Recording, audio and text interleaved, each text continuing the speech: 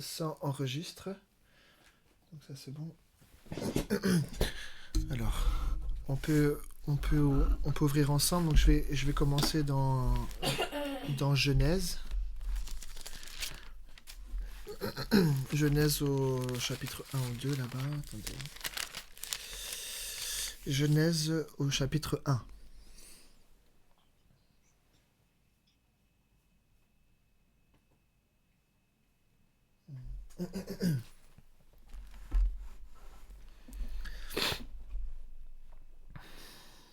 Genèse chapitre 1 à partir du verset 26.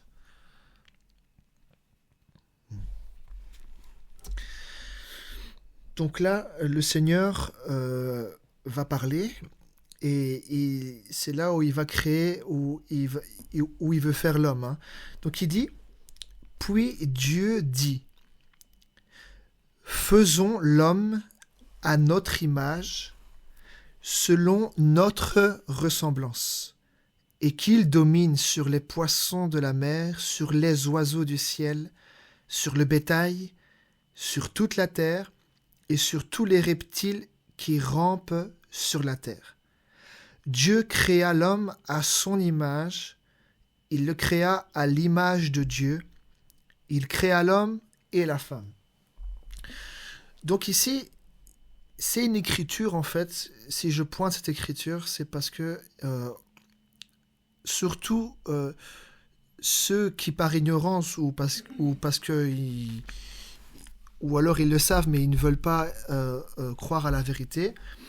Souvent, moi je l'ai déjà entendu, c'est que ceux qui croient en la Trinité, ils vont prendre ce passage en disant que Dieu a dit « Faisons l'homme à notre image ». Alors comme là, c'est pas au... Il dit « Faisons », donc c'est dire qu'il n'était pas seul. On va dire, ben non, ils vont dire, il y avait le Père, le Fils et le Saint-Esprit.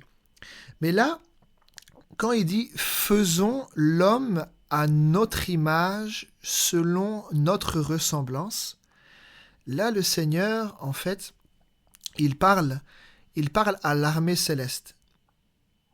Il parle, en fait, aux anges et à toute l'armée qui y a à côté de lui. Quand il dit « Faisons l'homme à notre image, selon notre ressemblance ».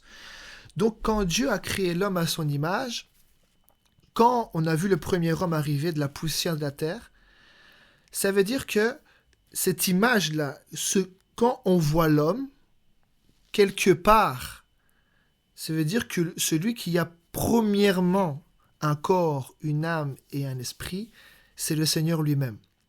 Et l'armée à côté de lui, les anges, les chérubins, toute l'armée céleste là, ça veut dire que quelque part aussi, ce ne sont pas des hommes, mais ils ont une apparence aussi humaine. Et c'est ce que je vais essayer de vous démontrer par les Écritures. On va d'abord commencer, je vais vous montrer. Regardez. Si on va dans Daniel, le prophète Daniel.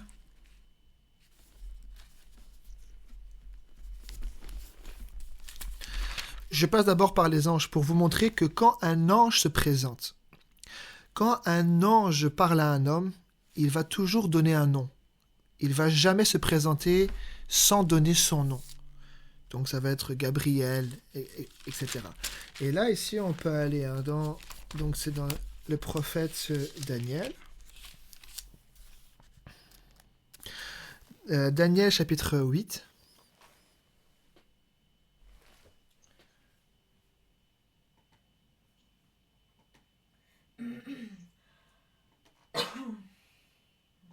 Vous me dites quand c'est bon pour vous. Donc Daniel chapitre 8 à partir du verset 15.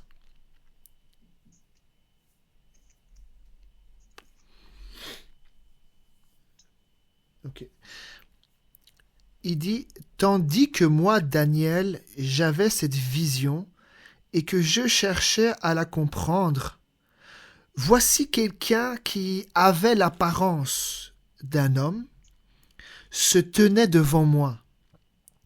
Et j'entendais la voix d'un homme au milieu de l'Oulaï, il cria et dit, « Gabriel, explique-lui la vision. » Il vint alors près du lieu où j'étais, et à son approche, je fus effrayé, et je tombai sur ma face. Il me dit, « Sois attentif, fils de l'homme, car la vision concerne un temps qui sera la fin. » Comme il me parlait, je restais frappé d'étourdissement, la face contre terre. Il me toucha et me fit tenir debout à la place où je me trouvais. Puis il me dit, « Je vais t'apprendre ce qui arrivera au terme de la colère, car il y a un temps marqué pour la fin. » Donc là, premièrement, ici, au verset 15, il dit, « Voici quelqu'un qui avait l'apparence d'un homme, se tenait devant moi. » Donc on parle d'une apparence d'un homme. On ne dit pas que c'était un homme. On dit il avait une apparence d'un homme. Et il dit, et j'entendis la voix d'un homme au milieu de l'Ulaï. Il cria et dit, Gabriel, explique-lui la vision. Alors on va continuer, je vais vous montrer, il faut que je trouve les Écritures. Voilà. Dans Daniel chapitre 9, c'est juste après.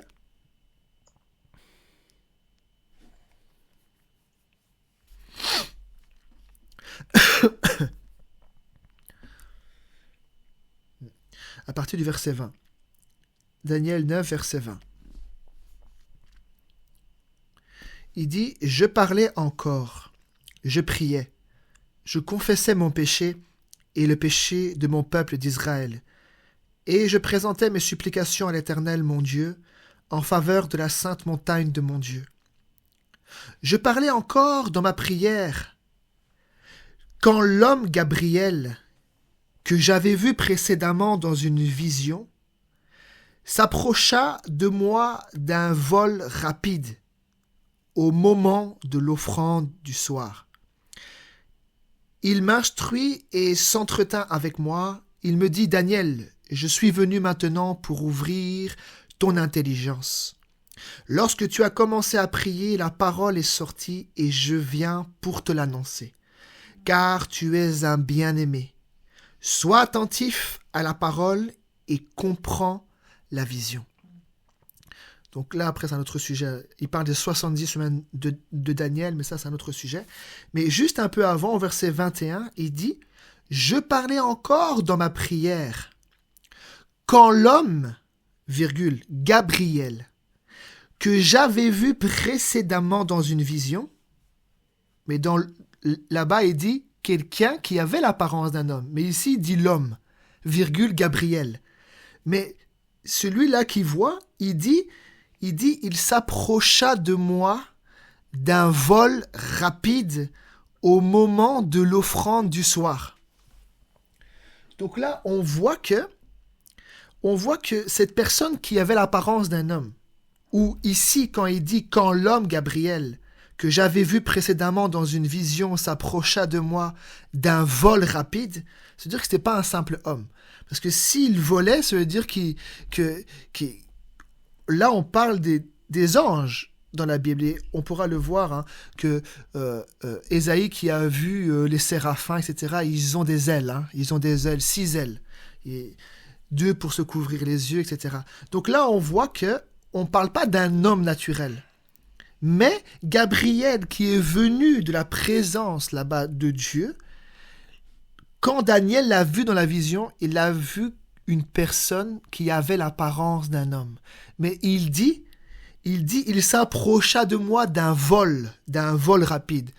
Bon, dans la Bible, on parle pas qu'il y a un homme qui vole. À part les prophètes, où le Seigneur, parfois, avec l'Esprit de Dieu, pouvait les transporter, hein, pouvait faire en sorte que dans un lieu, ils disparaissent d'un lieu et ils arrivent dans un autre lieu. Comme avec Philippe qui a baptisé l'eunuque éthiopien, l'Esprit de Dieu a pris Philippe après qu'il ait baptisé l'eunuque éthiopien et l'a emporté dans un autre lieu. Mais là, on parle d'un vol rapide. Donc là, on voit que cette personne qu'il a vue, qui avait une apparence d'homme, c'était pas un homme, c'était un ange. Et on dit bien Gabriel.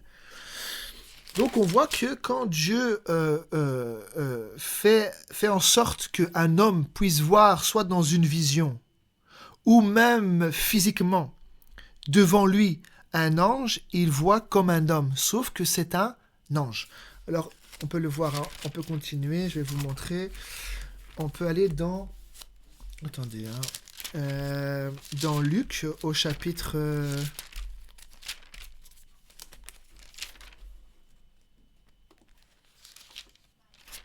Alors, Luc...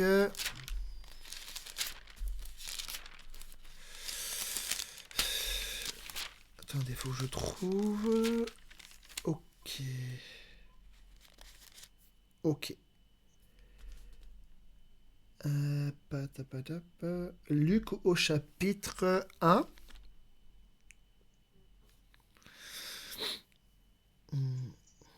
À partir du verset 5. Voilà. Merci Seigneur. Alors, Luc 1, verset 5. Il dit, du temps d'Hérode, roi de Judée, il y avait un sacrificateur nommé Zacharie, de la classe d'Abia. Sa femme était d'entre les filles d'Aaron et s'appelait Élisabeth. Tous deux étaient justes devant Dieu, observant d'une manière irréprochable tous les commandements et toutes les ordonnances du Seigneur. Ils n'avaient point d'enfants parce qu'Élisabeth était stérile, et ils étaient l'un et l'autre avancés en âge. Or, pendant qu'il s'acquittait de ses fonctions devant Dieu, selon le tour de sa classe, il fut appelé par le sort, d'après la règle du sacerdoce, à entrer dans le temple du Seigneur pour offrir le parfum. Toute la multitude du peuple était dehors en prière à l'heure du parfum. Alors un ange du Seigneur apparut à Zacharie et se tint debout à droite de l'autel des parfums. Zacharie fut troublé en le voyant et la frayeur s'empara de lui. Mais l'ange lui dit, « Ne crains point, Zacharie, car ta prière a été exaucée. Ta femme Élisabeth t'enfantera un fils, et tu lui donneras le nom de Jean. Il sera pour toi un sujet de joie et d'allégresse, et plusieurs se réjouiront de sa naissance. Car il sera grand devant le Seigneur, il ne boira ni vin, ni liqueur enivrante, et il sera rempli de l'Esprit Saint dès le sein de sa mère. Il ramènera plusieurs des fils d'Israël au Seigneur leur Dieu. Il marchera devant Dieu avec l'esprit et la puissance d'Élie, pour ramener les cœurs des pères vers les enfants, et les rebelles à la sagesse des justes, afin de préparer au Seigneur un peuple bien disposé. » Zacharie dit à l'ange, « À quoi reconnaîtrai-je cela ? Car je suis vieux et ma femme est avancée en âge. » L'ange lui répondit, « Je suis Gabriel. Je me tiens devant Dieu. J'ai été envoyé pour te parler et pour t'annoncer cette bonne nouvelle. Et voici, tu seras muet et tu ne pourras parler jusqu'au jour où ces choses arriveront, parce que tu n'as pas cru à mes paroles qui s'accompliront en leur temps. » Amen. Donc là, on voit qu'un ange du Seigneur est apparu. Donc Zacharie l'a vu, mais pas en vision, parce qu'il est entré dans le temple là-bas, dans le lieu là-bas où il y avait l'autel des parfums, et l'ange est apparu. Il l'a vu se tenant debout à la droite de l'autel. Mais c'est seulement après on voit que cet ange dit « Je suis Gabriel ». Donc c'était pas n'importe quel ange. Là, on ne dit pas que c'est l'ange de l'Éternel, mais son nom, là, il a dit « Je suis Gabriel, je me tiens devant Dieu, j'ai été envoyé pour te parler et pour t'annoncer cette bonne nouvelle. » Alors là, la même chose aussi au verset 26, maintenant pour aller voir un peu plus loin avec Marie. Donc là, l'ange Gabriel apparaît à Zacharie là-bas dans le temple pour lui annoncer que sa femme va devenir enceinte et que cet enfant, il devrait l'appeler Jean. Maintenant, au verset 26, maintenant c'est pour Marie. L'ange Gabriel est envoyé vers Marie. Et là, il dit, au 6e mois, l'ange Gabriel fut envoyé par Dieu dans une ville de Galilée appelée Nazareth. Donc là, on voit encore l'ange ici, hein, on peut lire ici, hein, voilà, donc dans une ville de Galilée appelée Nazareth, auprès d'une vierge fiancée à un homme de la maison de David, nommé Joseph. Le nom de la vierge était Marie. L'ange entra chez elle. Donc c'était pas une vision, hein. L'ange entra chez elle et dit: Je te salue, toi à qui une grâce a été faite, le Seigneur est avec toi. Troublée par cette parole, Marie se demandait ce que pouvait signifier une telle salutation. L'ange lui dit: Ne crains point, Marie, car tu as trouvé grâce devant Dieu. Donc là aussi, l'ange Gabriel vient vers Marie.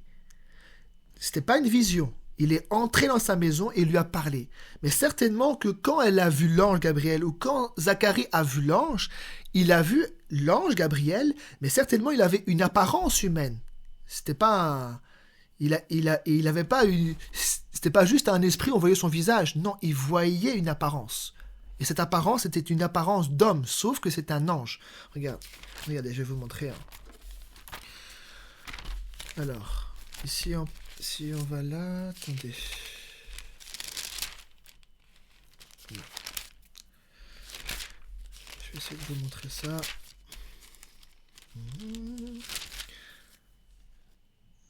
Ok. Dans Matthieu chapitre 28.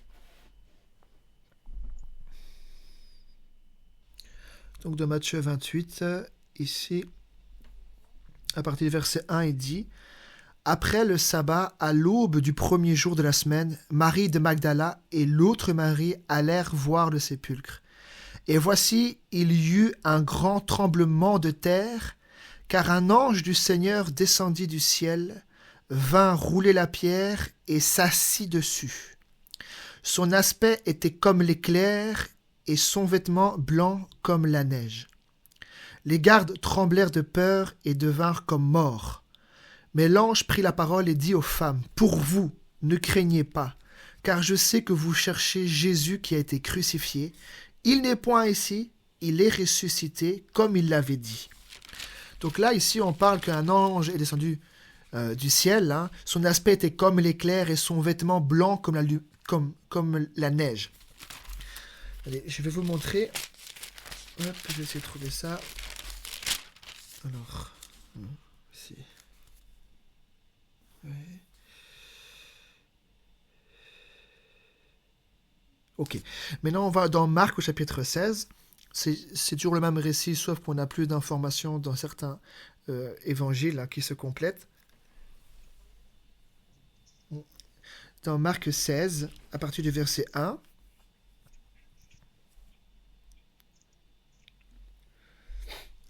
il dit,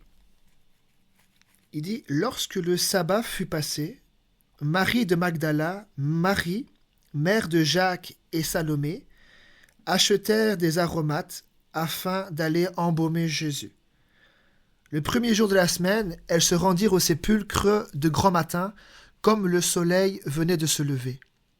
Elles disaient entre elles: Qui nous roulera la pierre loin de l'entrée du sépulcre?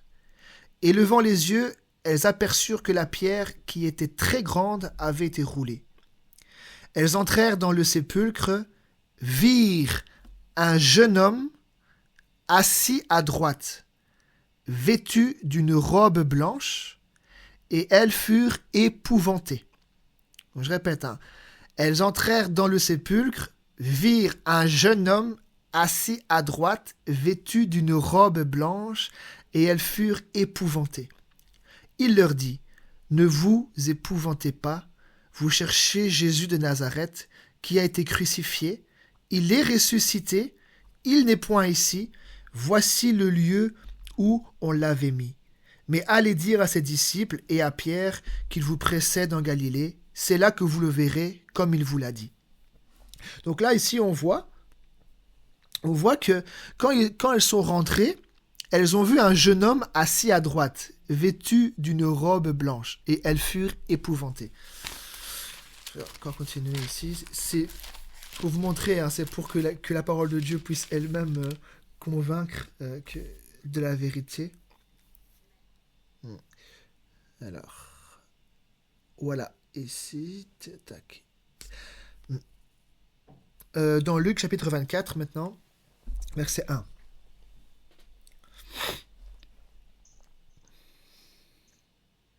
Luc 24, verset 1. Il dit, « Le premier jour de la semaine, elles se rendirent au sépulcre de grand matin, portant les aromates qu'elles avaient préparés.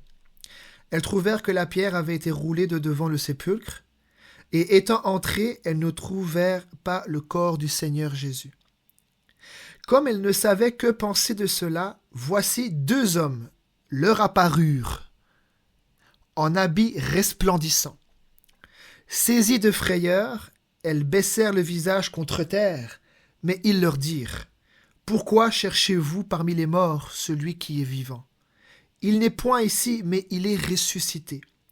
Souvenez-vous de quelle manière il vous a parlé lorsqu'il était encore en Galilée, et qu'il disait, « Il faut que le Fils de l'homme soit livré entre les mains des pécheurs, qu'il soit crucifié, et qu'il ressuscite le 3e jour. » Et elles se souvinrent des paroles de Jésus. Donc là, on voit, quand on voit l'image là, on voit là dans Matthieu, il dit un ange du Seigneur apparut et il dit que son aspect était comme l'éclair. Je vais juste le reprendre. Je vais juste reprendre pour le relire. Donc dans Matthieu 28, il dit « Et voici, il y eut un grand tremblement de terre, car un ange du Seigneur descendit du ciel, vint rouler la pierre et s'assit dessus. Son aspect était comme l'éclair et son vêtement blanc comme la neige. » Mais dans Marc et Luc, quand ils sont rentrés là, ils ont vu un jeune homme, et puis dans Luc, on dit même 2 hommes. Donc c'est en fonction des témoignages, hein. Mais la parole se complète. Donc il y avait bien 2 hommes. Si dans un on dit un homme, que l'autre on dit 2 hommes, ça veut dire qu'ils étaient 2. C'est juste par rapport au témoignage qu'on a reçu. Mais s'ils ont vu 2 hommes avec un habit et qu'ils ont eu crainte, ça veut dire que là, ce sont aussi les anges qui sont descendus et qui ont annoncé qu'il était vivant. Donc on voit que quand les anges descendent, ils ont une apparence humaine. On peut encore je vais encore vous le montrer. Hein. Attendez, si on va dans Ésaïe au chapitre 6.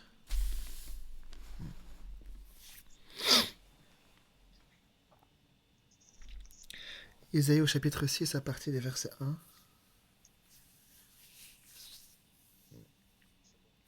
D'accord. Alors,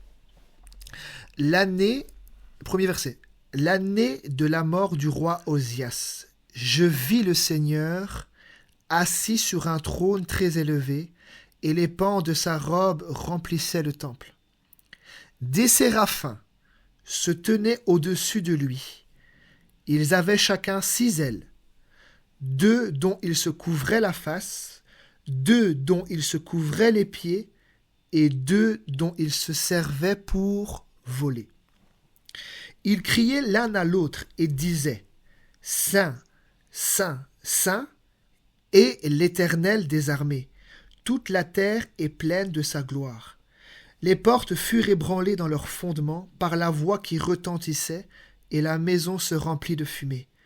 Alors je dis, malheur à moi, je suis perdu, car je suis un homme dont les lèvres sont impures, j'habite au milieu d'un peuple dont les lèvres sont impures, et mes yeux ont vu le roi, avec un grand R, l'Éternel des armées. Mais l'un des séraphins vola vers moi, tenant à la main une pierre ardente. Tenant à la main. Donc il avait des mains. Tenant à la main une pierre ardente qu'il avait prise sur l'autel avec des pincettes, il en toucha ma bouche et dit. Donc les séraphins aussi, ils ont une parole, ils ont aussi une bouche, puisque là, un des séraphins prit, tenant à la main une pierre ardente qu'il avait prise sur l'autel avec des pincettes, il en toucha ma bouche et dit, « Ceci a touché tes lèvres, ton iniquité est enlevée et ton péché est expié. » J'entendis la voix du Seigneur disant, « Qui enverrai-je et qui marchera pour nous ?» Je répondis, « Me voici, envoie-moi. » Donc là, on voit, là c'est dans l'ancienne alliance, on voit que Ésaïe a vu le Seigneur assis sur le trône, sur un trône très élevé. Et là, même le Seigneur, donc c'est bien comme ça on pourra déboucher maintenant sur le Seigneur, on le voit que le Seigneur, quand Ésaïe l'a vu, il a vu aussi une personne qui avait une apparence. Parce qu'il dit, je vis le Seigneur assis sur un trône très élevé. C'est-à-dire que s'il aurait vu le Seigneur seulement avec son esprit, il n'aurait pas pu voir une personne assise sur un trône. Mais là, il dit, je vis le Seigneur assis sur un trône très élevé. C'est-à-dire que quand il a vu quand même une personne assise sur un trône. Sinon, il aurait vu que le visage. Mais là, on voit, il dit, je vis le Seigneur assis sur un trône très élevé, et les pans de sa robe remplissaient le temple. Amen. Donc, là, c'est juste une petite introduction pour vous montrer que quand le Seigneur il a dit au commencement « Faisons l'homme à notre image, selon notre ressemblance », ça montre que l'homme qui a été créé par la poussière de la terre, lui qui a un corps, une âme et un esprit, ça veut dire que le premier, le Seigneur, c'est lui qui possède ces choses-là. Il a une âme, il a un esprit, et quand Ésaïe l'a vu, il l'a vu dans un corps spirituel. Pas dans un corps de chair, dans un corps spirituel. Il a vu une apparence, il a vu une forme, il n'a pas vu seulement un esprit flotter, non. Il a vu une personne là dans un corps spirituel. Et les anges, quand Ésaïe a vu les anges là, il a vu ces anges, ces séraphins, qui avaient 6 ailes. Et on voit qu'ils avaient des mains, et on voit qu'ils avaient aussi une bouche puisqu'ils parlaient. Donc quand on voit les différentes écritures, là même quand Gabriel est apparu dans une vision à Daniel, Daniel a vu comme un homme. Mais c'était pas un homme, puisqu'il dit d'un vol rapide. Donc, on parle bien de l'ange Gabriel. Gabriel qui était venu pour ouvrir son intelligence. Mais quand il a vu Gabriel là, qui est dans la présence de Dieu, qui est devant le Seigneur, comme il a dit à Marie, qui se tient devant le Seigneur, quand Daniel l'a vu, il a vu quelqu'un qui avait l'apparence d'un homme. Mais c'était pas un homme, il avait une apparence. Ça veut dire qu'il a des bras, il a un corps, il a une tête, il a des yeux, il a des mains. Et là, on voit, les séraphins, c'est qu'une particularité, c'est qu'ils ont 6 ailes. Et ils volent. Et on voit aussi que Gabriel, il volait aussi d'un vol rapide. Voilà. Les Écritures elles-mêmes, c'est elles qui peuvent démontrer que quand les anges viennent de la présence de Dieu, ou même quand on les voit en vision, ils ont une apparence d'homme, sauf que ce sont des anges. Maintenant, je vais rentrer maintenant, je vais encore vous le montrer avec Abraham ici. On peut retourner dans Genèse.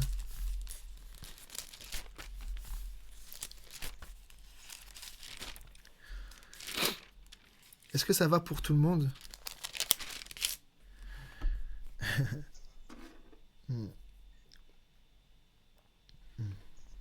Donc dans Genèse chapitre 18,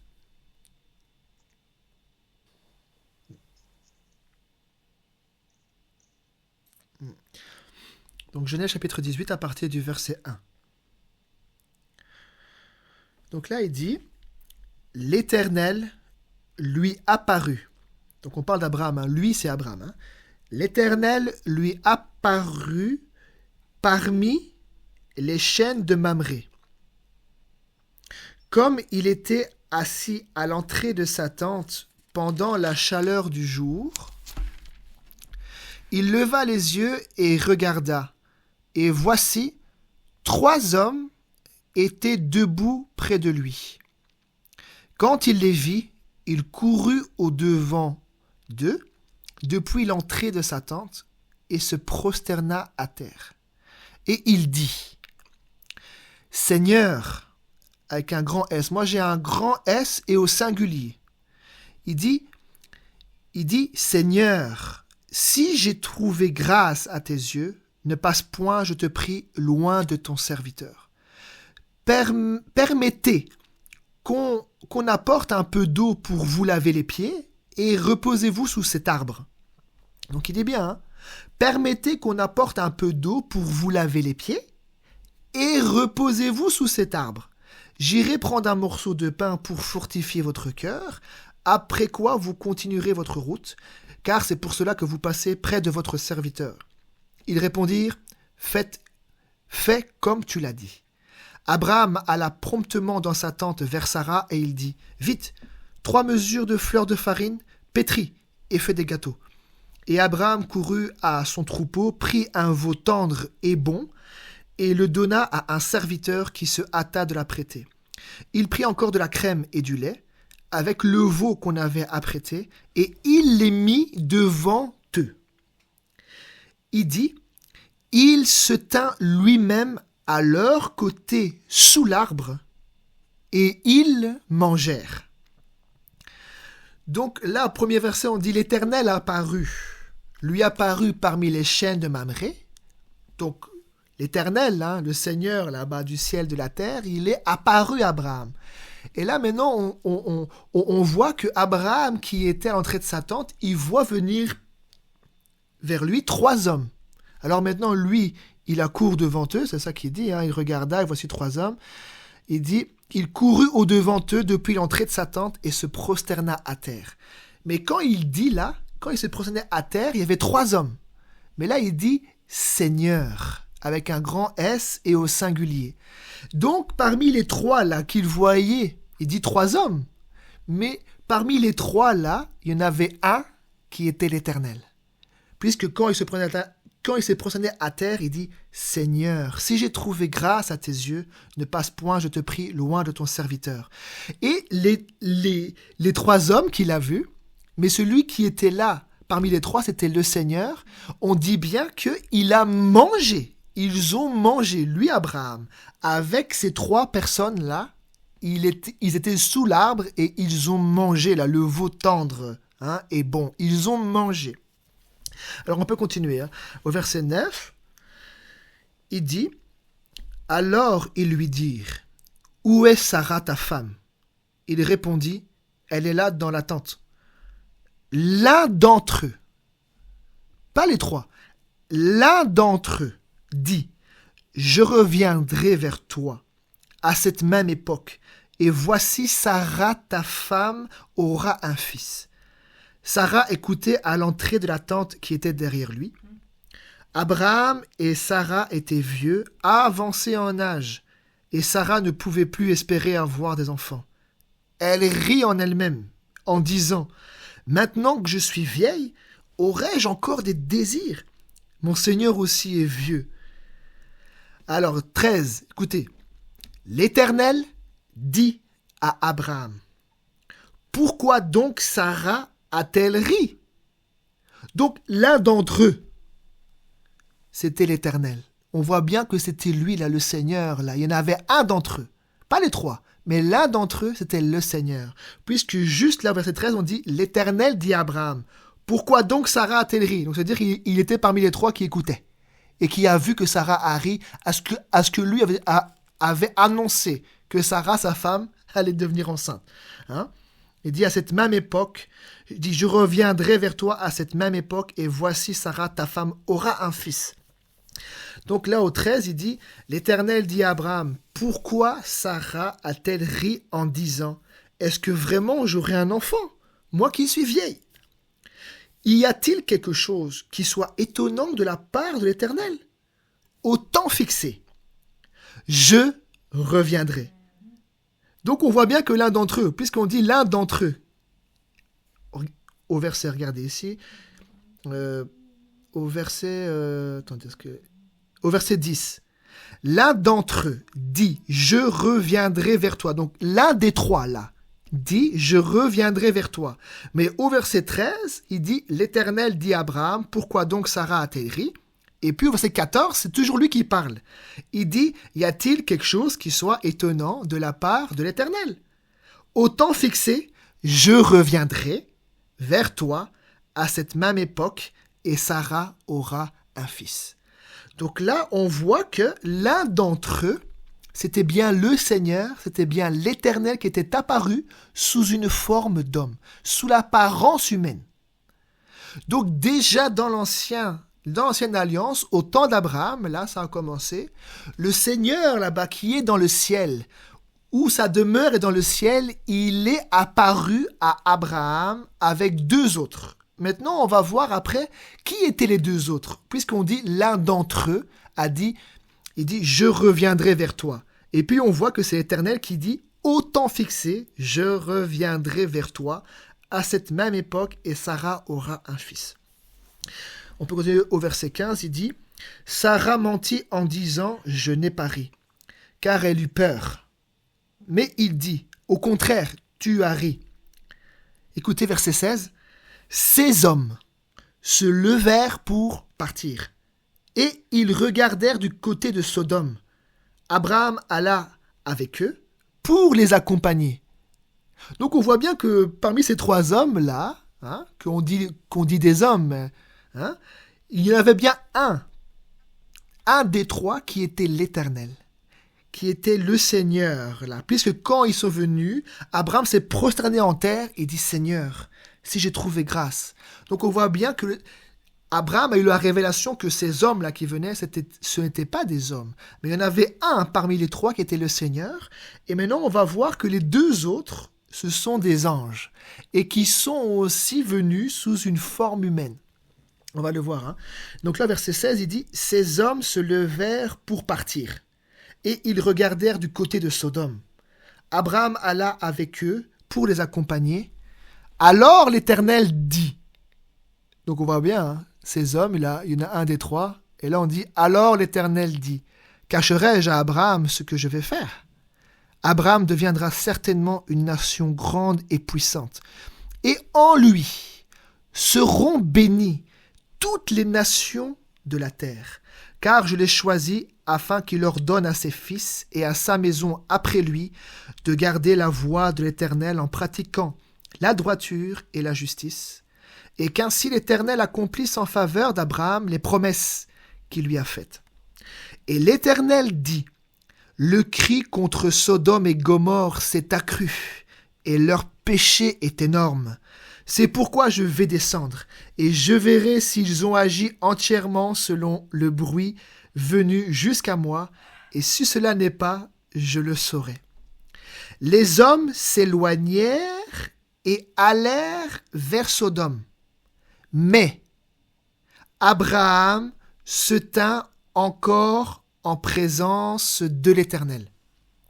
Donc là, les trois, il y en a un, on sait maintenant que c'est l'Éternel, il parle à Abraham, on les en cacherai-je à Abraham. Et puis au verset 22, on dit, les hommes s'éloignèrent et allèrent vers Sodome. Mais Abraham se tint encore en présence de l'Éternel. Alors, je vais le confirmer ici, que l'un des trois que Abraham a vu sous une forme humaine, c'était bien l'Éternel et il est resté avec lui. Mais les deux autres, qui étaient aussi sous une apparence humaine, sont partis vers Sodome. Et là, la Bible va dire que ce sont des anges. On peut aller voir, c'est au... ici, on peut aller au verset... au chapitre 19. Au chapitre 19, verset 1.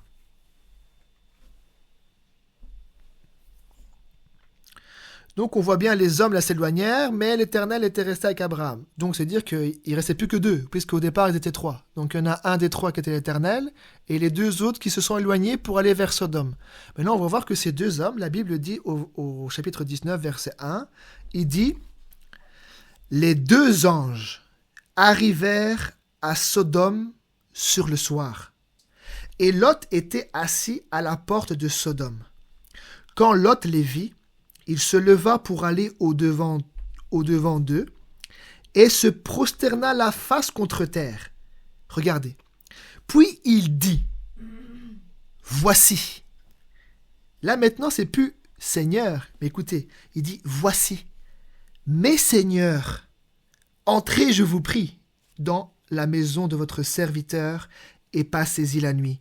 Lavez-vous les pieds, vous vous lèverez de bon matin et vous poursuivrez votre route. » Non, répondirent-ils, nous passerons la nuit dans la rue, etc. Donc là, on voit bien que les deux hommes, au départ, ils étaient trois. Il y en a un des trois qui était l'Éternel sous une apparence d'homme, sous la forme humaine. Je veux dire qu'il n'est pas passé par une naissance. De là où il est, il a pris un corps. Il a pris un corps d'homme, de chair. Il a même pu manger avec Abraham. Il a pu boire et manger sous l'arbre là. C'était pas de la fiction. Non, non, c'était de la réalité. Et les deux hommes là qui se sont éloignés pour aller à Sodome, maintenant ils arrivent.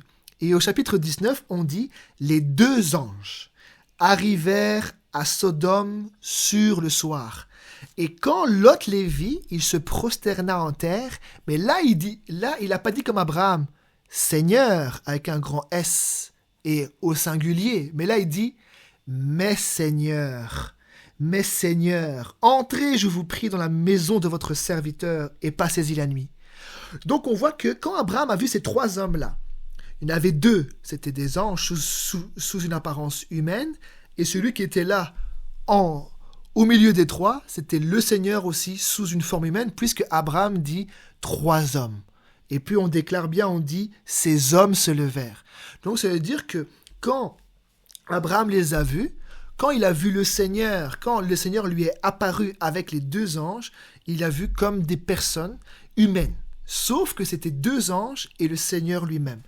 Donc là déjà dans l'ancienne alliance, au temps d'Abraham, le Seigneur là-bas qui est sur le trône, que Ésaïe a vu sur le trône, il est venu sous une forme humaine. Alors souvent quand je parle de ça aux gens, je dis bon, est-ce que le Seigneur, quand il est venu là, puisqu'il est venu, on dit que l'Éternel lui a apparu, et puis on le voit, les Écritures viennent convaincre qu'il est venu sous une forme humaine, puisqu'Abraham dit trois hommes. Donc il y en a un, le Seigneur sous une forme humaine, et les deux autres, des anges sous l'apparence humaine. Ils ont mangé et ils ont bu. Maintenant, quand le Seigneur est descendu là sous l'apparence humaine pour pouvoir donner cette promesse à Abraham, est-ce que le trône là-bas était vide ? Est-ce que Dieu n'était pas en même temps sous une autre forme ? Oui, Dieu, il est Dieu. Et je vais vous montrer à travers les Écritures que c'est arrivé aussi après. On va continuer. Je vais vous montrer. Alors, dans Genèse, on peut continuer toujours dans Genèse. Il faut que je trouve ici. Attendez.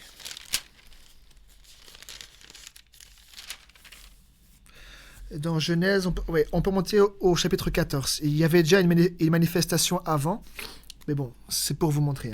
Donc, Genèse, chapitre 14.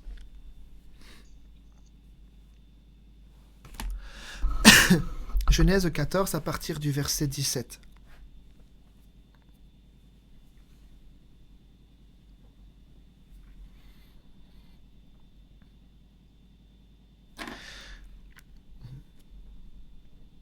Donc il dit, après qu'Abraham fut revenu vainqueur de Kerdola Omer et des rois qui étaient avec lui, le roi de Sodome sortit à sa rencontre dans la vallée de Japhé, qui est la vallée du roi. Melchisédek, roi de Salem, fit apporter du pain et du vin. Il était sacrificateur du Dieu Très-Haut. Il bénit Abraham et dit, « Béni soit Abraham par le Dieu Très-Haut, maître du ciel et de la terre.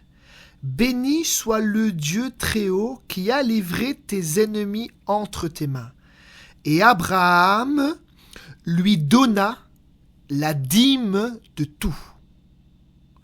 Donc là, il y a aussi une personne que là on nomme Melchisédek, on dit roi de Salem. Il fit apporter du pain et du vin à Abraham. Et on dit, il était sacrificateur du Dieu Très-Haut. Il bénit Abraham et dit, béni soit Abraham par le Dieu Très-Haut, maître du ciel et de la terre. Béni soit le Dieu Très-Haut qui a livré tes ennemis entre tes mains. Et Abraham, lui donna la dîme de tout. Alors, je vais juste faire une parenthèse pour vous montrer. On peut aller dans Hébreu pour voir c'est qui ce Melchisédek. Comme ça, il n'y a pas d'ambiguïté. Le Seigneur lui-même va rendre témoignage à sa parole. De qui est ce Melchisédek qui est venu à la rencontre d'Abraham après qu'il soit revenu vainqueur là des rois. Et Abraham lui donna la dîme. C'était pas une loi. La loi est venue après. Et il donna la dîme à Abraham. Abraham donna la dîme à ce Melchisédek-là. Donc on peut aller dans Hébreu au chapitre 7.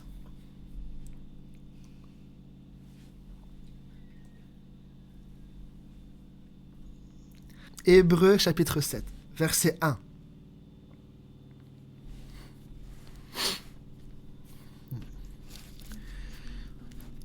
Il dit, en effet, ce Melchisédek était roi de Salem. Alors, je vais juste une petite parenthèse. Je ne sais pas si vous remarquez, mais il y a une ville qui est très connue, qui s'appelle Jérusalem. Et là, on dit que ce Melchisédek, il était roi de Salem. Il dit, sacrificateur du Dieu très haut. Il alla au-devant d'Abraham lorsqu'il revenait de la défaite des rois. Il le bénit. Écoutez bien, il le bénit, ce Melchisédek-là. Et Abraham lui donna la dîme de tout. Il était d'abord roi de justice, d'après la signification de son nom. Ensuite, roi de Salem, c'est-à-dire roi de paix. Il est, ce Melchisédek-là, il est sans père, sans mère, sans généalogie. Il n'a ni commencement de jour, ni fin de vie. Mais il est rendu semblable au Fils de Dieu. Ce Melchisédek demeure sacrificateur à perpétuité. Alors, on va lire un peu là ici. Considérez combien est grand. Écoutez bien. Considérez combien est grand celui auquel le patriarche Abraham donna la dîme du butin. Donc ce n'est pas n'importe qui. Il dit, ceux des fils de Lévi qui exercent le sacerdoce ont, d'après la loi, l'ordre de lever la dîme sur le peuple, c'est-à-dire sur leurs frères, qui cependant sont issus des reins d'Abraham, et lui, qui ne tirait pas de son origine, il leva la dîme sur Abraham, et il bénit celui qui avait les promesses. Or, c'est sans contredit l'inférieur qui est béni par le supérieur. Et ici, ceux qui perçoivent la dîme sont des hommes mortels. Mais là, c'est celui dont il est attesté qu'il est vivant. Amen. Donc, l'Écriture elle-même rend témoignage que ce Melchisédek-là, ce n'est pas un ange. C'est une manifestation du Seigneur encore une fois. Et il est venu sous l'apparence de Melchisédek. Puisqu'on dit, mais là, ce n'est pas des hommes mortels qu'Abraham a donné la dîme. Mais il dit, c'est celui dont il est attesté qu'il est vivant. Puisqu'il n'a ni généalogie, ni père, ni mère. Il n'a ni commencement, ni fin. Alors, il n'y en a qu'un qui n'a ni commencement, ni fin, c'est le Seigneur lui-même. C'est l'Éternel des armées. Et on dit qu'il est le roi de Salem. Il n'y en a qu'un roi de paix, c'est le Seigneur lui-même aussi. Donc là, on voit que le Seigneur est déjà venu vers Abraham. Donc même avant qu'il vienne là avec les 3 hommes, il est venu et il a béni Abraham. Parce que Abraham avait reçu les promesses. Il a béni Abraham. Et Abraham, en retour, il a donné la dîme. Donc la dîme ne vient pas de la loi, elle vient d'abord de la foi. Mais bon, ça c'est un autre sujet. La dîme, c'est pas une obligation. C'est une parenthèse. La dîme, en fait, on la donne au Seigneur parce que nous avons été bénis en Christ. Nous avons reçu l'héritage. Alors, comme tout appartient à Dieu, je lui rends le 10e. Mais bon, ça c'est un autre sujet. Bon, bref. Donc,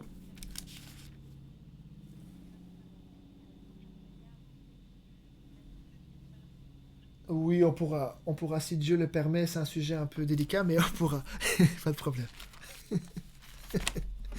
Alors, je continue. On peut aller dans Juge maintenant. Donc, vous avez vu, le Seigneur est déjà venu sous plusieurs apparences pour pouvoir. Et quand les gens ils ont vu, ils ont vu ils ont vu une personne qui avait une apparence humaine. Ça veut dire qui avait une tête, qui avait des bras, qui avait des jambes, et qui parlait, qui a des yeux, qui a des oreilles, qui entend. Alors, on peut aller, c'est dans Juge.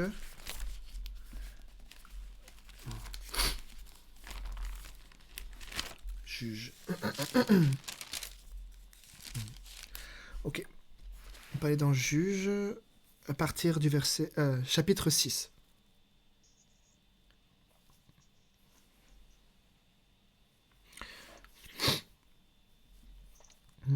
Juge 6 à partir du verset 11. Alors maintenant, on rentre maintenant, en fait, c'est pour vous montrer les différentes manifestations du Seigneur. On le voit, il est venu sous l'apparence de Melchisédek, sacrificateur du Dieu très haut. Il est venu aussi sous l'apparence d'un homme, aussi avec les 2 anges là pour pouvoir parler à Abraham. On va dire, je reviendrai à cette même époque et Sarah, ta femme, aura un fils, etc. Mais là maintenant, on parle maintenant d'un autre, d'un autre aspect que tout le monde connaît, puisqu'on dit l'ange de l'Éternel campe autour de ceux qui le craignent. Alors, on va voir c'est qui cet ange de l'Éternel, hein, c'est pour vous montrer encore une fois. Donc, Juge 6 à partir du verset 11. Il dit, puis l'ange de l'Éternel, puis vint l'ange de l'Éternel, et il s'assit sous le térébinthe d'Ophra, qui appartenait à Joas de la famille d'Abiézer. Gédéon son fils battait du froment au pressoir pour le mettre à l'abri de Madian. L'ange de l'Éternel lui apparut et lui dit, « L'Éternel est avec toi, vaillant héros. » Gédéon lui dit, « Ah, mon Seigneur, si l'Éternel est avec nous, pourquoi toutes ces choses nous sont-elles arrivées? Et où sont tous ces prodiges que nos pères nous racontent, quand ils disent, l'Éternel ne nous a-t-il pas fait monter hors d'Égypte? Maintenant, l'Éternel nous abandonne et il nous livre entre les mains de Madian. » Écoutez, l'Éternel se tourna vers lui et dit, « Va avec cette force que tu as et délivre Israël de la main de Madian. N'est-ce pas moi qui t'envoie? » Donc là déjà, vous pouvez voir que l'ange éternel, là, c'est déjà clair et net que celui qui est là, l'ange éternel, c'est l'Éternel lui-même. Puisqu'on dit qu'il est apparu, et puis l'Éternel se tourna vers lui et lui dit, « Va avec cette force que tu as et délivre Israël de la main de Madian. N'est-ce pas moi qui t'envoie? » Gédéon lui dit, « Ah, mon Seigneur, avec quoi délivrerai-je Israël? Voici, ma famille est la plus pauvre en Manassé, et je suis le plus petit dans la maison de mon père. » L'Éternel lui dit, « Mais je serai avec toi, et tu battras Madian comme un seul homme. » Alors on peut continuer, hein. Encore, ici il dit, Gédéon lui dit, « Si j'ai trouvé grâce à tes yeux, donne-moi un signe pour montrer que c'est toi qui me parles. Ne t'éloigne point d'ici, jusqu'à ce que je revienne auprès de toi, que j'apporte mon offrande et que je la dépose devant toi. » Et l'Éternel dit, « Je resterai jusqu'à ce que tu reviennes. » Déjà là, hein, je resterai jusqu'à ce que tu reviennes. Donc l'Éternel est apparu. Mais on dit que c'est l'ange de l'Éternel qui vint, hein, sous le térébinthe d'Ophra. Mais on voit que là, c'est l'Éternel qui parle. Donc l'ange éternel, je vais vous montrer, les Écritures vous montrer eux-mêmes que c'est l'Éternel lui-même sous la forme, hein, d'un ange qu'on appelle l'ange de l'Éternel. Et là on le voit ici que il est resté, il dit « Je resterai jusqu'à ce que tu reviennes ». Bon, je ne sais pas combien de temps ça a pris, mais imaginez si l'Éternel est venu là sous cette forme-là de l'ange de l'Éternel, si le trône là-bas était vide, je ne sais pas combien de temps ça a duré, mais si maintenant il y avait des ordres à donner, je ne sais pas comment ça allait se passer là-bas au ciel. Vous comprenez un petit peu ma pensée, hein? Vous comprenez la pensée, hein, d'accord? Ok, donc on continue, hein. Gédéon entra, prépara un chevreau, et fit avec un épha de farine des pains sans levain. Donc il dit, hein, Gédéon entra, prépara un chevreau, et fit avec un épha de farine des pains sans levain.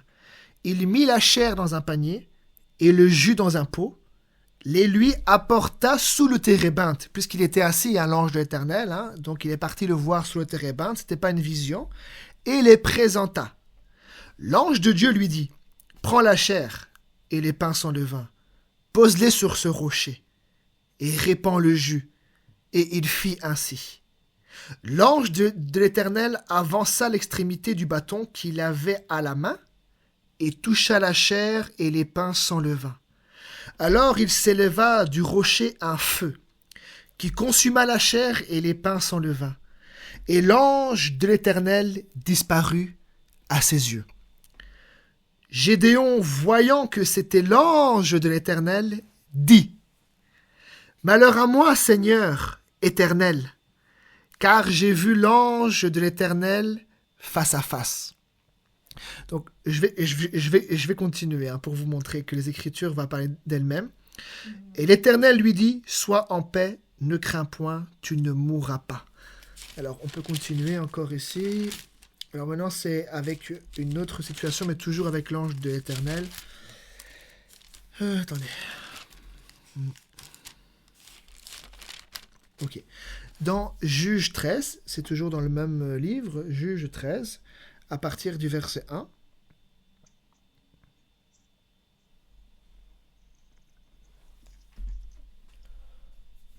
Ok. Alors, il dit : Les enfants d'Israël firent encore ce qui déplaît à l'Éternel. Et l'Éternel les livra entre les mains des Philistins pendant 40 ans. Il y avait un homme de Tséroa de la famille des Danites et qui s'appelait Manoach. Sa femme était stérile et n'enfantait pas. L'ange de l'Éternel apparut à la femme et lui dit : Voici, tu es stérile et tu n'as point d'enfant. Tu deviendras enceinte et tu enfanteras un fils. Maintenant, prends bien garde, ne bois ni vin, ni liqueur forte, et ne mange rien d'impur, car tu vas devenir enceinte, et tu enfanteras un fils. Le rasoir ne passera point sur sa tête, parce que cet enfant sera consacré à Dieu dès le ventre de sa mère. Et ce sera lui qui commencera à délivrer Israël de la main des Philistins. La femme alla dire à son mari : Un homme de Dieu est venu vers moi, et il avait l'aspect d'un ange de Dieu, un aspect redoutable. Donc là, l'ange d'Éternel qui apparut à la femme, elle dit un homme de Dieu. Donc on voit bien que même l'ange de l'Éternel, quand elle l'a vu, il avait une apparence humaine. Mais sauf que là, il dit, il avait l'aspect d'un ange de Dieu, un aspect redoutable. Donc elle voyait comme une apparence d'un homme, elle voyait que c'était pas un homme, elle voyait que c'était pas normal. Il avait l'aspect d'un ange de Dieu, un aspect redoutable. Je ne lui ai pas demandé d'où il était, et il ne m'a pas fait connaître son nom. Mais il m'a dit : Tu vas devenir enceinte et tu enfanteras un fils. Et maintenant ne bois ni vin, ni liqueur forte, et ne mange rien d'impur. Parce que cet enfant sera consacré à Dieu dès le ventre de sa mère jusqu'au jour de sa mort.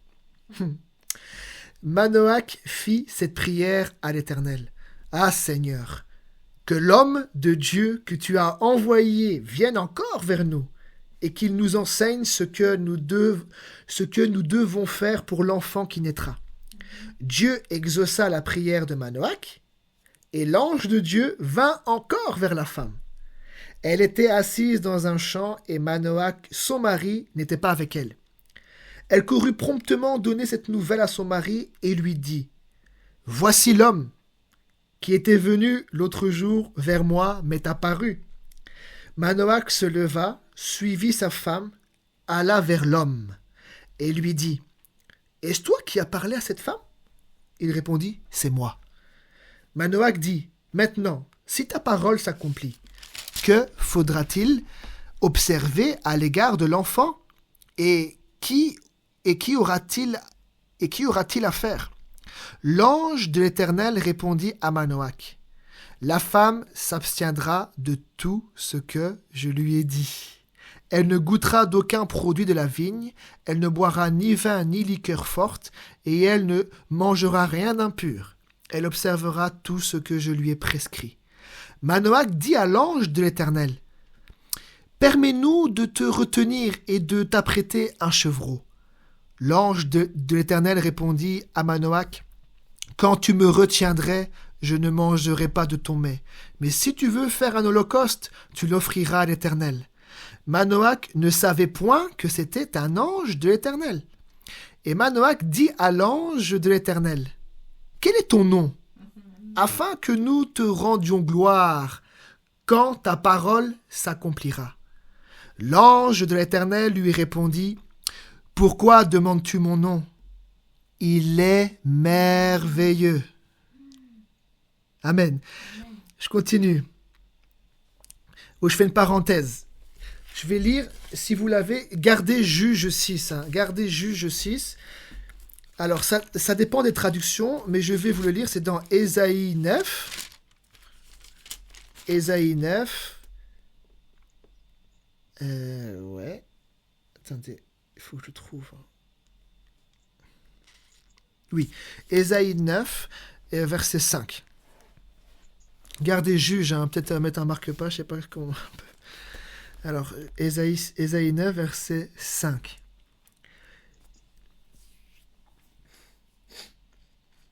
Il dit, « Car un enfant nous est né, un fils nous est donné, et la domination reposera sur son épaule. » Alors moi, j'ai ici, on l'appellera admirable. Mais dans d'autres traductions, sûrement Darby ou d'autres, là, il dit, on l'appellera merveilleux. Voilà. Bon, c'est juste faire une parenthèse. Que cet enfant aussi qui va naître, on l'appellera aussi merveilleux. Mais là, on peut retourner dans Juge chapitre 6, au verset 18, je vais le relire. Il dit, « L'ange de l'Éternel lui répondit, « Pourquoi demandes-tu mon nom? Il est merveilleux. » Amen. Il n'a pas dit « Je suis Gabriel ». Il dit « Il est merveilleux. » Alors, je continue. Manoach prit le chevreau et l'offrande et fit un sacrifice à l'Éternel sur le rocher. Il s'opéra un prodige, pendant que Manoach et sa femme regardaient. Comme la flamme montait de dessus l'autel vers le ciel, l'ange de l'Éternel monta dans la flamme de l'autel. Donc, elle voit un homme qui avait l'apparence, un aspect d'un ange de Dieu redoutable, et cet homme-là qu'elle voyait comme un ange, comme l'homme de Dieu, mais avec un aspect redoutable, au moment où il faut le sacrifice, là, la flamme qui monte de l'autel, on dit l'ange de l'Éternel monta dans la flamme de l'autel. À cette vue, Manoach et sa femme tombèrent la face contre terre. L'ange de l'Éternel n'apparut plus à Manoach et à sa femme. Alors Manoach comprit que c'était l'ange de l'Éternel. Et il dit à sa femme, écoutez, nous allons mourir, car nous avons vu Dieu. Amen. Nous allons mourir, car nous avons vu Dieu. Voilà. Donc, là, on voit bien qu'ils ont compris que c'était pas un ange normal, mais que c'était Dieu qui était venu sous l'apparence de l'ange de l'Éternel. Et il dit, « Pourquoi demandes-tu mon nom? Il est merveilleux. » Et il n'y a qu'un nom qui est merveilleux, c'est celui de notre Seigneur. Amen. Bon, j'ai pris ces passages parce que maintenant je vais vous montrer avec David, au temps du roi David, que l'ange de l'Éternel était entre le ciel et la terre parce que David avait péché. Il avait fait le dénombrement d'Israël et on voit que l'Éternel était dans le ciel et il était en train de parler à l'ange de l'Éternel qui lui était entre le ciel et la terre. Donc là, on voit selon les Écritures, je crois que Dieu convainc les cœurs, c'est que l'ange de l'Éternel, ce n'est pas un simple ange comme Gabriel ou d'autres, mais que c'est bien Dieu qui est venu sous une forme qu'on appelle l'ange de l'Éternel. Parce qu'il dit, mon nom est merveilleux. Il n'y en a que un, c'est lui. Alors maintenant, on peut aller voir. C'est dans 1 Chronique. 1 Chronique.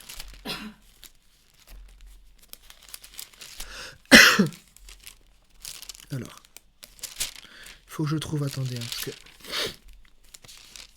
je ne connais pas par cœur. Ah, ok. Alors, 1 Chronique au chapitre 21.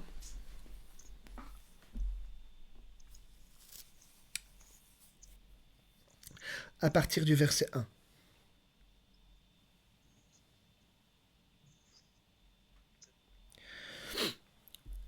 Bon, peut-être que c'est la première fois que vous lisez ce passage, mais comme ça, vous savez qu'on parle de Satan déjà dans l'ancienne alliance, hein, dans les chroniques d'ailleurs.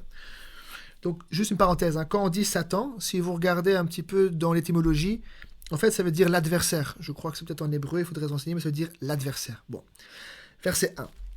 Satan se leva contre Israël et il excita David à faire le dénombrement d'Israël.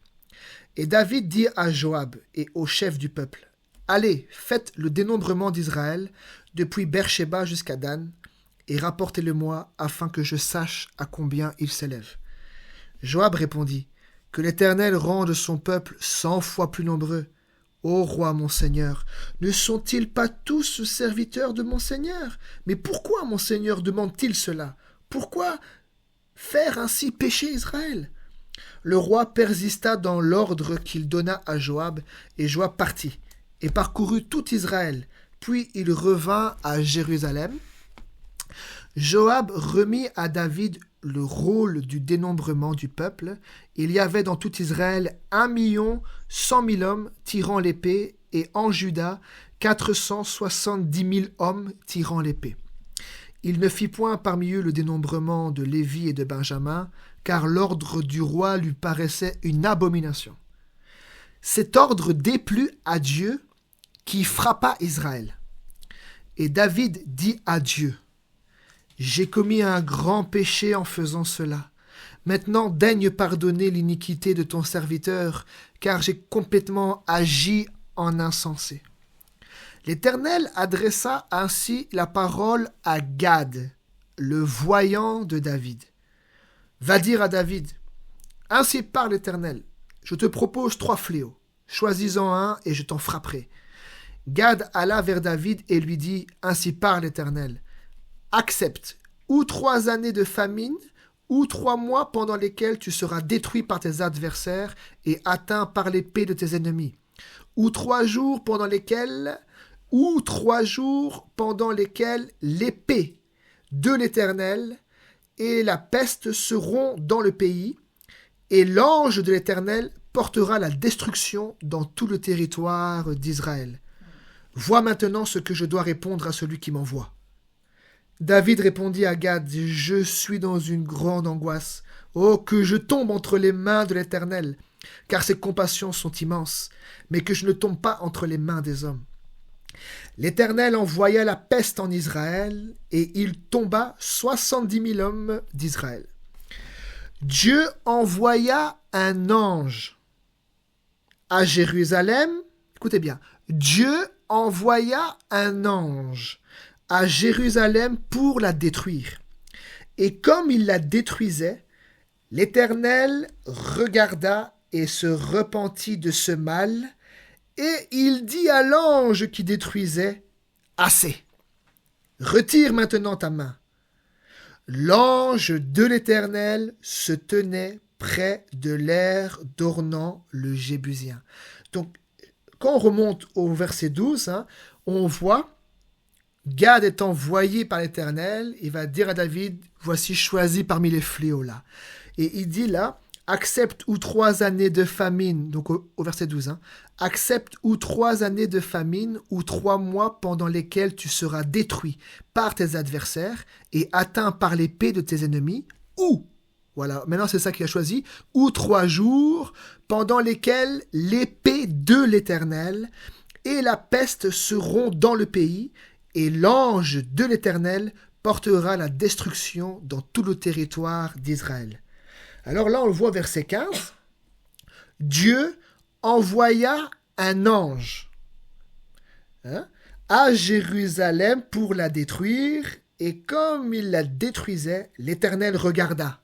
D'en haut, du ciel, l'Éternel regarda et se repentit de ce mal, et il dit à l'ange qui détruisait, « Assez, retire maintenant ta main. » Et on dit quoi? L'ange de l'Éternel se tenait près de l'aire d'Ornan le Jébusien. On va continuer, c'est juste pour vous montrer. Dieu envoya un ange, mais on voit quel ange? C'est l'ange de l'Éternel. Et l'Éternel, on dit, l'Éternel regarda et se repentit de ce mal. Et il dit à l'ange qui détruisait, assez, retire maintenant ta main. Donc Dieu a envoyé l'ange de l'Éternel, mais on a vu que l'ange de l'Éternel, c'est lui-même, aussi sous une apparence, qu'on appelle l'ange de l'Éternel. Donc on voit que Dieu là était en même temps dans le ciel, et en même temps sous une autre forme qu'on appelle l'ange de l'Éternel, et il avait l'épée de l'Éternel dans sa main. Et Dieu a parlé à cet ange là qu'on dit l'ange de l'Éternel. Donc, on va continuer. Hein. C'est juste pour vous montrer un petit peu, pour faire après référence avec le Seigneur. Au verset 16, il dit David leva les yeux et vit l'ange de l'Éternel se tenant entre la terre et le ciel et ayant à la main son épée nue tournée contre Jérusalem. Alors David et les anciens couverts de sacs tombèrent sur leur visage. Et David dit à Dieu, n'est-ce pas moi qui ai ordonné le dénombrement du peuple? C'est moi qui ai péché et qui ai fait le mal. Mais ces brebis qu'ont-elles fait? Éternel mon Dieu, que ta main soit donc sur moi et sur la maison de mon père et qu'elle ne fasse point une plaie parmi ton peuple. L'ange de l'Éternel dit à Gad de parler à David, afin qu'il monte pour élever un autel à l'Éternel dans l'air d'Ornan le Jébusien. David monta, selon la parole que Gad avait prononcée au nom de l'Éternel. Ornan se retourna et vit l'ange, et ses 4 fils se cachèrent avec lui. Il foulait alors du froment. Lorsque David arriva auprès d'Ornan, Ornan regarda et il aperçut David, puis il sortit de l'air et se prosterna devant David, le visage contre terre. David dit à Ornan, cède-moi l'emplacement de l'air pour que j'y bâtisse un autel à l'Éternel, etc. Bon, maintenant, je vais juste vous... Ici... Voilà, on peut descendre au verset 26, c'est pour un peu abréger. Au verset 26. David bâtit là un autel à l'Éternel et il offrit des holocaustes et des sacrifices d'action de grâce. Il invoqua l'Éternel et l'Éternel lui répondit par le feu, qui descendit du ciel sur l'autel de l'holocauste. Alors l'Éternel parla à l'ange qui remit son épée dans le fourreau. À cette époque-là, David, voyant que l'Éternel l'avait exaucé dans l'air d'Ornan le Jébusien, y offrait des sacrifices. Voilà. Donc on voit que l'ange là que Dieu a envoyé, c'est l'ange de l'Éternel. Et on voit que l'Éternel du haut du ciel a parlé à cet ange qui, lui, n'était pas dans le ciel. Il était entre le ciel et la terre avec son épée nue tournée contre Jérusalem. Et là, on voit que l'Éternel va dire aux voyants de David de monter là-bas dans l'air d'Ornan le Jébusien. Et en fait, l'air d'Ornan le Jébusien, c'est la montagne de Moridja que Abraham avait vue, mais bon, je ne rentre pas dans le détail. Abraham avait vu la montagne, sur la montagne de Moridja, et en fait, quand vous lisez après les Écritures, en fait, c'est là la montagne de Moridja où le temple a été construit. Donc, on voit que l'Éternel, là, a parlé à l'ange. On voit bien qu'il a parlé à l'ange. On voit bien que c'est pas lui qui est descendu et que le ciel était vide. Non, Dieu a envoyé l'ange là. Mais c'est lui sous une apparence. Est-ce que Dieu n'est pas capable d'être en même temps dans le ciel et en même temps sous l'apparence de l'ange de l'Éternel et de pouvoir parler du haut du ciel? Il est capable, il est Dieu. Il est Dieu. Amen. Alors, je vais continuer pour vous montrer maintenant, hein. Donc, ce que j'ai voulu vous démontrer, c'est que l'ange de l'Éternel dans la Bible, ce n'est pas un ange comme Gabriel. On voit que c'est Dieu qui a pris une manifestation, qu'on appelle l'ange de l'Éternel. Et même ceux qui l'ont vu, ils ont vu comme un homme, puisqu'il dit un homme de Dieu. Sauf qu'il avait un aspect redoutable. Comme un ange de Dieu, il avait un aspect redoutable. Donc, il voyait que ce n'était pas seulement un homme normal, mais qui venait d'en haut. Hein.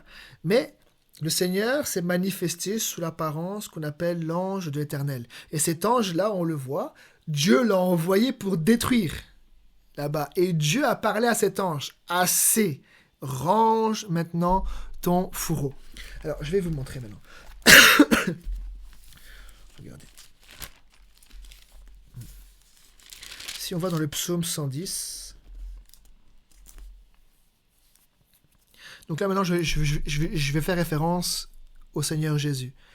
Pour montrer que Dieu, notre Père, hein, c'est pour ça que même on dit, hein, à un moment Jésus, il dit, il faut que je monte vers mon Dieu et votre Dieu, et vers mon Père et votre Père. Amen. Donc Dieu, là-bas, était sous une forme qu'on appelle le Père.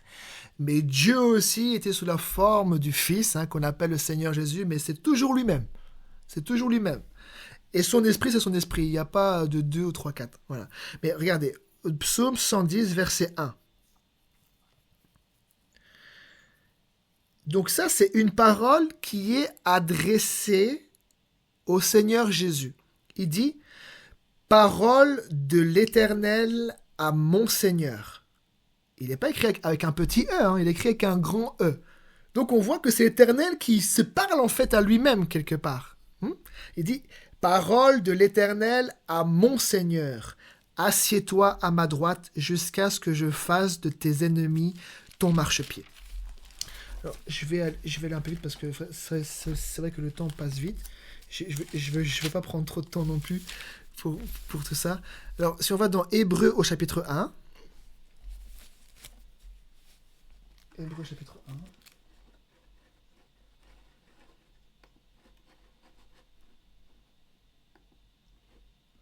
1. Hébreux chapitre 1 à partir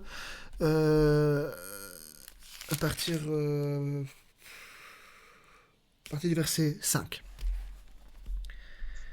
Il dit, car auquel des anges Dieu a-t-il jamais dit, tu es mon fils, je t'ai engendré aujourd'hui.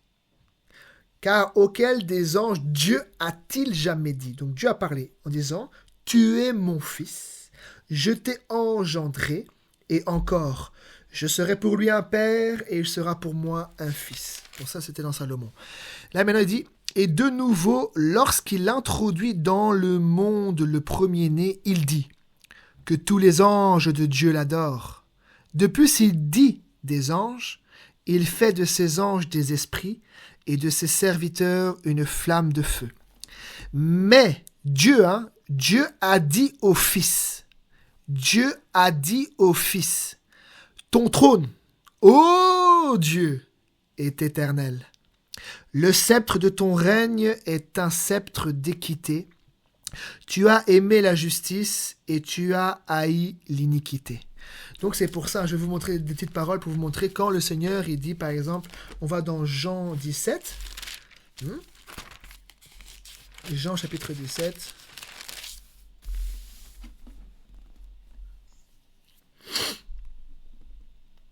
À partir du verset 1. Jean 17, 1.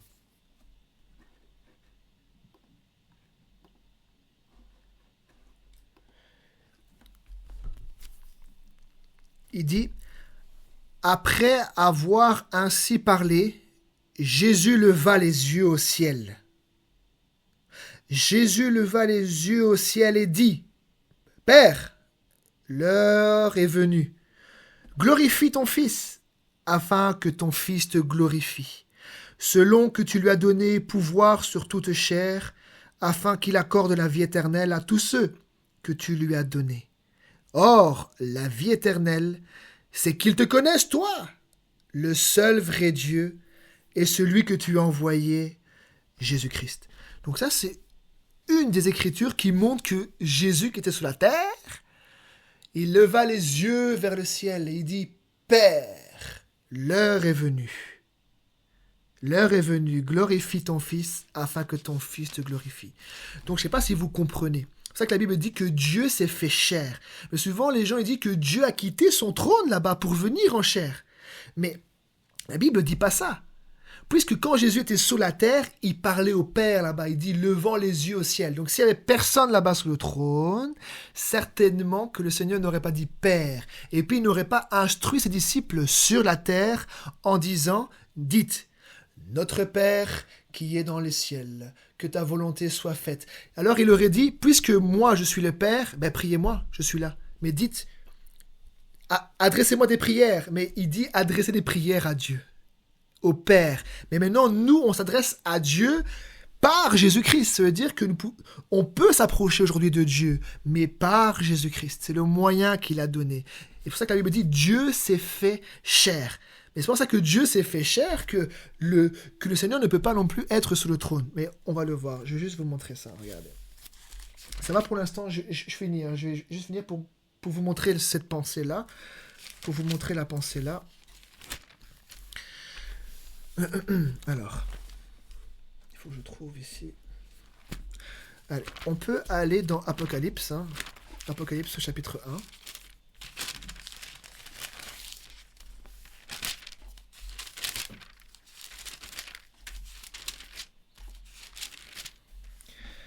1. Apocalypse chapitre 1. Attendez, non. Non, Apocalypse chapitre 4, pardon. Apocalypse chapitre 4.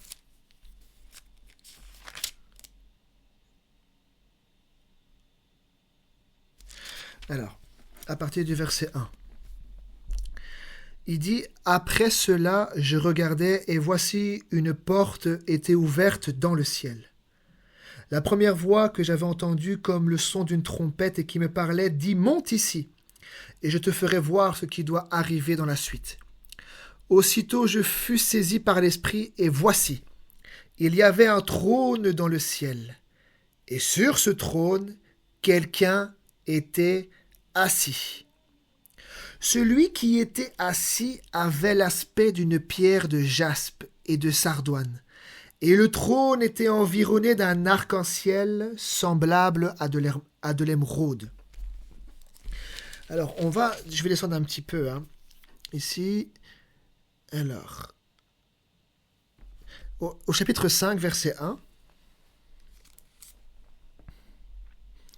Chapitre 5, verset 1. Il dit, « Puis je vis dans la main droite de celui qui était assis sur le trône, un livre écrit en dedans et en dehors, scellé de 7 sceaux. Et je vis un ange puissant qui criait d'une voix forte, qui est digne d'ouvrir le livre et d'en rompre les sceaux. Et personne dans le ciel, ni sur la terre, ni sous la terre, ne put ouvrir le livre ni le regarder. Et je pleurais beaucoup de ce que personne ne fut trouvé digne d'ouvrir le livre ni de le regarder. Et l'un des vieillards me dit, « Ne pleure point. Voici le lion de la tribu de Juda, le rejeton de David, a vaincu pour ouvrir le livre et ses 7 sceaux. » Et je vis, au milieu du trône, et des 4 êtres vivants, et au milieu des vieillards, un agneau, avec un grand A, un agneau qui était là comme immolé. Il avait 7 cornes et 7 yeux, qui sont les 7 esprits de Dieu, envoyés par toute la terre. Il vint et il prit le livre de la main droite. Écoutez bien. Donc là, il vit au milieu du trône. Donc il y avait quelqu'un assis sur le trône, qui avait un livre dans sa main droite, qui était écrit dedans et dehors, scellé de 7 sceaux. Et il dit, « Et je vis au milieu du trône, et des 4 êtres vivants, et au milieu des vieillards, un agneau, qui était là comme immolé. » Il avait 7 cornes et 7 yeux, qui sont les 7 esprits de Dieu, envoyés par toute la terre. Donc cet agneau-là, il vint. Et il prit le livre de la main droite de celui qui était assis sur le trône. Alors, je ne sais pas si vous avez saisi. Là, Jean voit quelqu'un assis sur le trône, avec l'arc-en-ciel au-dessus de sa tête. Il a vu le Seigneur là assis sur le trône. Et il voit qu'au milieu du trône, il y a un agneau. Un peu plus haut, il dit que il y en a un qui a vaincu. C'est le lion de la tribu de Juda, le rejeton de David. Il a vaincu pour ouvrir le livre et ses 7 sceaux. Et on voit que là, c'est lui là, mais sous la forme d'un agneau qui a été immolé. Et c'est lui qui était au milieu du trône. Il dit, il vint.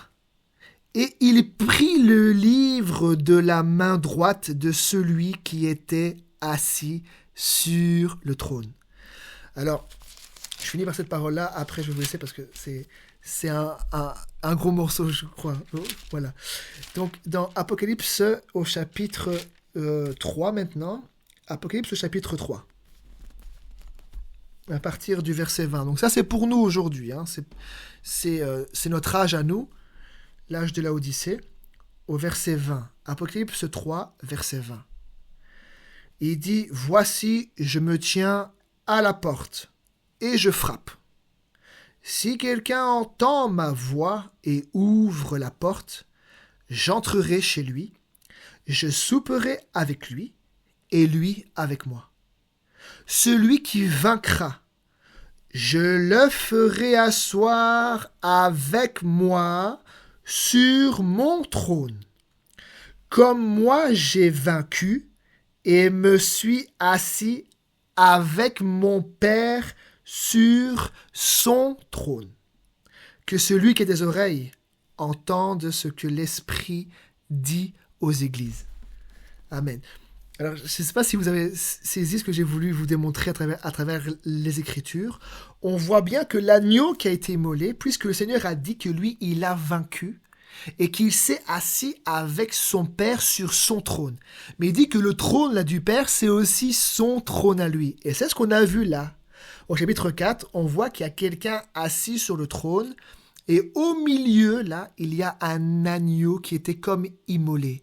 Et personne ne fut digne. Mais lui, l'agneau qui a été immolé, il a pris dans la main droite de celui-là qui était assis sur le trône.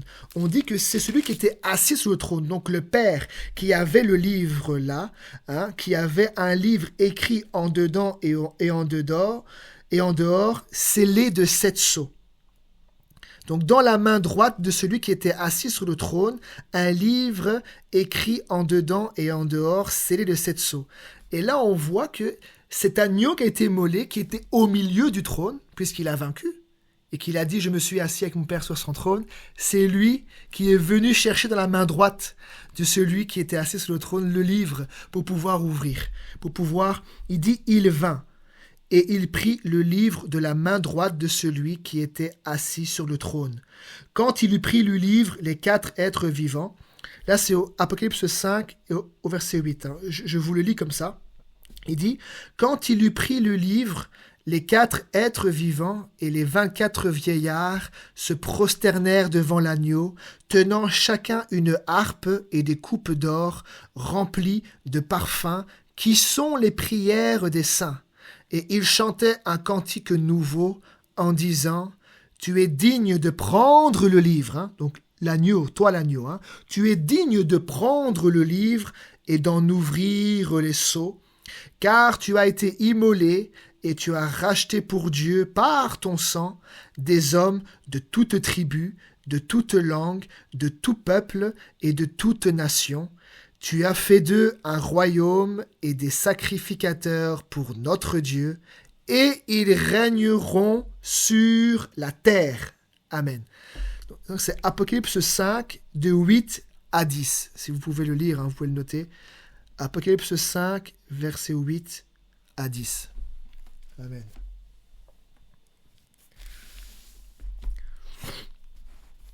Donc vous avez vu hein, que l'agneau qui a été immolé, il a vaincu, il s'est assis sur le trône, et on voit que le trône, là, c'était celui qui était assis sur le trône, donc du Père. Hein. Il dit, comme moi j'ai vaincu, et me suis assis avec mon Père sur son trône. Mais il dit aussi, c'est mon trône. Amen. Et celui qui était assis sur le trône, il avait dans sa main droite un livre, hein, écrit en dedans et en dehors, scellé de 7 sceaux, et personne ne fut digne d'ouvrir, etc. Mais le lion, la tribu de Juda, il a vaincu pour ouvrir. Et on voit que c'est l'agneau, il dit, c'est sous la forme de l'agneau qui a été immolé, lui, il vint. Et il prit le livre de la main droite de celui qui était assis sur le trône, donc du Père. Il prit, et c'est lui qui était digne de pouvoir en ouvrir. Et après, on le voit qu'il ouvre le livre. Ça, c'est Apocalypse 5, de 8 à 10. Et on le voit que, là, maintenant, on voit les 24 vieillards et tout ça donner la gloire. Et ils chantaient un cantique nouveau en disant « Tu es digne de prendre le livre et d'en ouvrir les sceaux, car tu as été immolé et tu as racheté pour Dieu par ton sang des hommes de toute tribu, de toute langue, de tout peuple et de toute nation, etc. » Voilà. Que le Seigneur vraiment puisse donner l'éclaircissement par rapport à ce sujet. Je l'avais dans mon cœur depuis un certain temps. Et je dis, Seigneur, est-ce que je dois le dire? Est-ce que je ne dois pas le dire? Mais je crois qu'à travers les Écritures, on peut voir que Dieu était toujours sur son trône. Quand le Seigneur est venu sous une apparence humaine, le Père, donc Dieu sous la forme du Père, était toujours sur le trône. Et le Fils sous la terre aussi, c'était toujours Dieu, mais sous la forme du Fils pour pouvoir venir sauver. Alors qu'avant, quand Dieu s'est manifesté sous la forme d'un homme, il n'est pas né. Dieu a pris un corps d'un homme, il a mangé là-bas avec Abraham, avec les anges, il est venu sous la forme de Melchisédek, sous l'ange de l'Éternel, etc. Mais là, pour pouvoir venir sauver, il fallait qu'il naisse. Et c'est ce que j'ai parlé un peu mercredi avec Marcel et Marilyn, là-bas à la maison, c'est que pour pouvoir venir sauver, comme Dieu doit donner sa vie éternelle, et que la vie, pour pouvoir expier le péché, était dans l'animal, il fallait aussi que la vie éternelle se retrouve physiquement, dans le sang. Et c'est pour ça qu'il devait naître sous la forme de la chair. Il dit, Dieu s'est fait chair. Il fallait que dans le sang, là, il y ait la vie éternelle, que le sang soit répandu, et qu'il puisse monter aussi avec son propre sang là-bas dans les cieux pour pouvoir faire la purification des péchés et donner réellement la vie éternelle qu'on avait perdue là-bas dans le jardin d'Éden. Bon, ça c'est... De toute façon, ce qu'on a dit mercredi, là, je l'ai enregistré aussi, si vous voulez réécouter par rapport au sang, parce que la vie éternelle, elle est auprès de Dieu. Elle a toujours été auprès de Dieu. Lui seul est éternel. Et pour qu'il donne cette vie éternelle, il fallait qu'il se fasse chair. Il fallait qu'il y ait du sang. Parce que c'est dans le sang qu'il y a la vie et que le sang soit répandu pour l'expiation de nos âmes. Bon, voilà, c'est tout ça que j'ai un peu parlé mercredi. Donc si jamais ça vous intéresse, je vais mettre en ligne pour tous ceux qui veulent. Je crois que ça peut être bien et être édifiant. Voilà. Donc voilà, c'est vrai que c'est un gros morceau que j'ai donné aujourd'hui. J'espère que ça va. De toute façon, j'ai enregistré. C'est vrai que ce sont peut-être des choses qu'on n'a jamais entendues. Moi, quand on m'a parlé un petit peu de ces choses-là, j'avais jamais entendu ça. Mais ça fait du bien. Ouais. Bon. Ok. Gloire à... Voilà. Donc on voit là sur le trône qu'il y avait quelqu'un et que l'agneau a été immolé et lui était au milieu du trône. Et c'est lui qui est venu chercher dans la main droite de celui qui était assis sur le trône. Donc c'est le Père qui était assis sur le trône. Et lui là, l'agneau, donc le Fils, mais sous la forme de l'agneau immolé, lui seul pouvait prendre le livre et en ouvrir, et ouvrir les sceaux. Donc on voit que ça correspond aux paroles quand le Seigneur il dit « À celui qui vaincra, je le ferai asseoir avec moi sur mon trône, comme moi j'ai vaincu et me suis assis avec mon Père sur son trône. » Donc on voit que Dieu peut être en même temps sous une forme sur le trône là-bas et en même temps sous la forme de l'agneau là aussi sur le trône en même temps. Il est Dieu. Il est Dieu, il fait ce qu'il veut. Il a toute la capacité. Comme là aujourd'hui, l'Esprit de Dieu, son esprit, c'est pas une troisième personne, non, c'est l'esprit de Dieu, c'est son esprit, c'est un être. Il a une âme, il a un corps spirituel et il a aussi un esprit qu'on appelle l'esprit de Dieu, c'est son esprit. Et c'est par son esprit qu'il agit aussi à travers les uns comme à travers les autres. Mais quand il donne son esprit, quand il scelle dans les personnes, Dieu peut être en même temps dans chacun de ses enfants, dans le monde entier. Et certainement qu'il y en a des millions, des enfants de Dieu. Il y en a des millions. Il est en même temps dans chacun. Il est illimité, ce Dieu-là. Il est illimité, et nous voulons ce Dieu illimité où toute chose est possible à ce Dieu-là. Et nous voulons ce Dieu de l'impossible. Nous voulons ce Dieu illimité. Pas un Dieu fabriqué, mais un Dieu illimité selon les Saintes Écritures, pour que quand on s'approche de ce vrai Dieu-là, nous puissions vraiment l'expérimenter avec la puissance, avec des miracles, avec des prodiges, parce qu'il est encore le même aujourd'hui. Il est encore le même aujourd'hui. Alors tous ceux, je sais qu'il y a des frères et sœurs ici qui sont à l'écoute, qui passent peut-être par des situations. Alors nous pouvons prier ensemble et voilà, après aussi vous, de votre côté, vous fermez la porte de votre chambre, vous priez le Seigneur, il est là aussi. Hein, mais de pouvoir, en entendant ce Dieu-là, approchez-vous de lui. Approchez-vous. C'est ce que la Bible dit, approchez-vous du trône de la grâce. Aujourd'hui, il est sur le trône et nous pouvons nous approcher de lui parce que son sang a été versé, il a ouvert une nouvelle route et nous pouvons vraiment nous adresser au Dieu Tout-Puissant sans passer par un homme. Mais là où nous sommes, dans n'importe quel lieu, nous pouvons nous adresser à Dieu. Le voile a été déchiré, il n'y a plus de séparation entre Dieu et l'homme. Nous pouvons vraiment nous adresser à lui. Amen. Que Dieu vous bénisse richement. En tout cas, ça a duré 2 heures, un peu, je crois, plus de 2 heures. Ouais, plus de 2 heures. Que le Seigneur vraiment vous bénisse pour l'amour que vous avez manifesté aussi en écoutant et en me supportant. Que Dieu vraiment vous bénisse. Que Dieu vous bénisse. Ben, on peut prier ensemble. On peut prier ensemble si vous voulez.